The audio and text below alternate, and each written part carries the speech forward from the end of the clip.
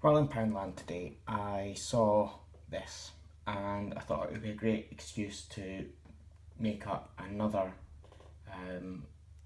static grass applicator, because the first one, although it works, it's not very good.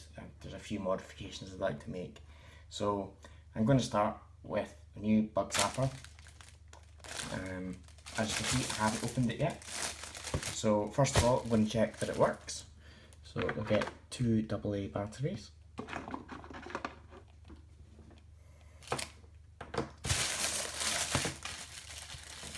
And let's have a look.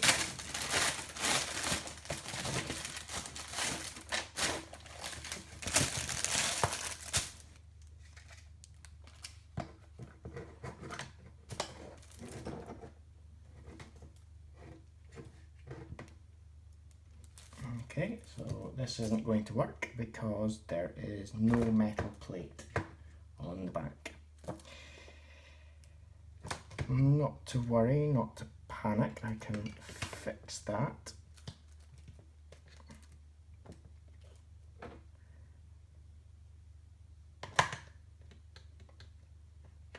I can fix that with another Poundland product. Let's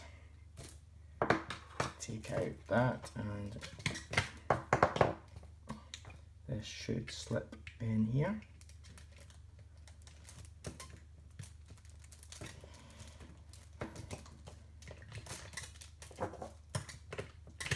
So we expect it to be charged now, and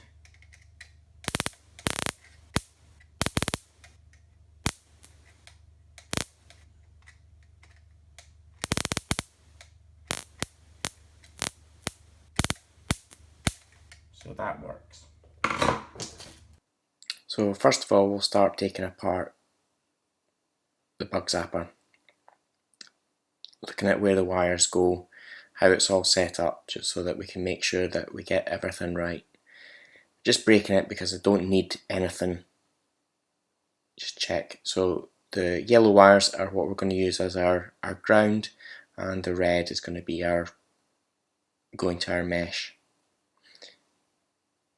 So desoldering the yellows. I'm not going to use yellow, I'm going to use a longer black wire. So make sure it's all back together.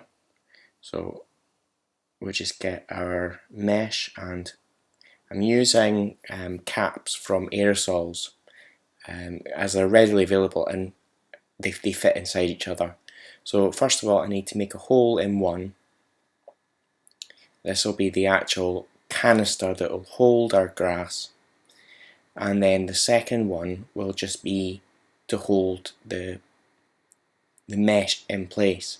The first one, I used the epoxy resin to hold the mesh in place, which was very messy, and the grass just seems to stick to that rather than come out the hole. So we need to get rid of most of this lid. As you can see, we've got a fit in the bottom, so I'll just draw around the inside so that I know how big the hole is going to be, and then just carefully remove the middle section. I've also cut a little slit in this one so that the lid can expand slightly, and I can get the scissors in to do the hole in the middle. That means that I've got a much better chance of gluing the outer rim. So as you can see, we've now got our hole, and we are going to cut our mesh to size. I use snips and scissors here because the mesh is quite difficult to manipulate. Just get the best size possible to fit in the hole, and the mesh is going to be in between the two caps. So there's also no sharp edges, so the edges are all going to be hidden, and the second cap gives me a place to glue. So the next thing we're going to do is create some spacers with the remainders of the grey cap, and then just make sure I've got a place to tack on my red wire to the mesh. So we'll pull the red wire through both caps, and then attach that to a screw which will be on the bottom cap, and then that's the mesh now attached to the bottom. So the lip on the grey cap gives me a place to put the super glue and hold it all together. This does take a bit of time to dry, so be patient with this. The more patient you are, the better results you're going to get. I did have to add a bit of extra glue just to make sure I got a good seal. It's much easier doing it this way than trying to glue the metal to the plastic.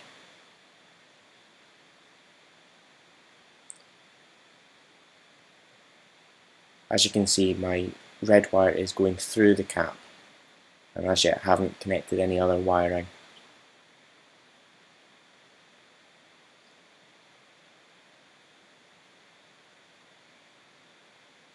So it's a very simple applicator which can be held like a pen, so you've got very precise control over where it's going.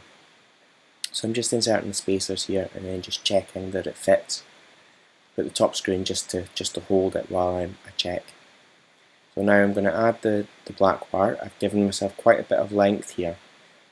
I don't think I need all that length, but it's just best to have it, I think, rather than be struggling with a short wire. So now it's time to start putting it all back together. The screws, they're quite difficult driving them through the plastic just to hold it all together, making sure that everything is nice and snug and I'm not trapping any of the wires. So now I need to create a pin so I can put into the baseboard.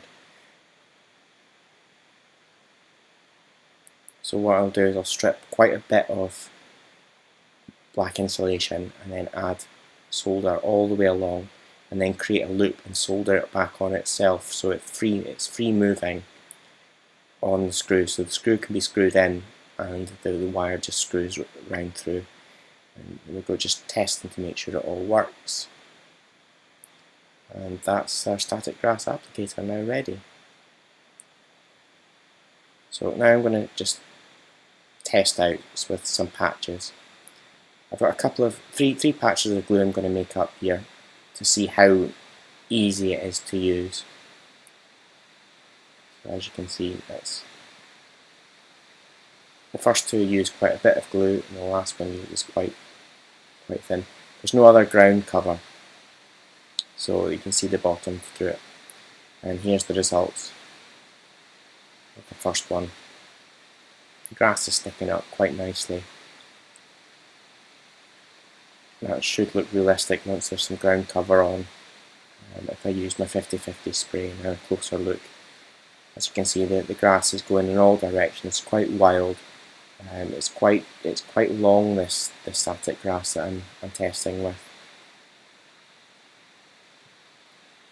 The second set was my slightly thicker glue. As you can see, I've got some clumps there. Looks fairly realistic. There's no base cover, so it's just the cardboard on the bottom you can see, but it looks fine to me. And then close up again, the grass is quite wild. It's not standing completely on end, but it's pretty good for a device that costs £2 rather than £100. And then here's my thinner layer. I'm really impressed with the way this thin layer came out, and it would be good for sort of garden lawns, I think, to use the applicator direct onto a very thin layer of glue. As you can see, a lot more of them are standing up, and I'm actually really impressed with the way this one came out.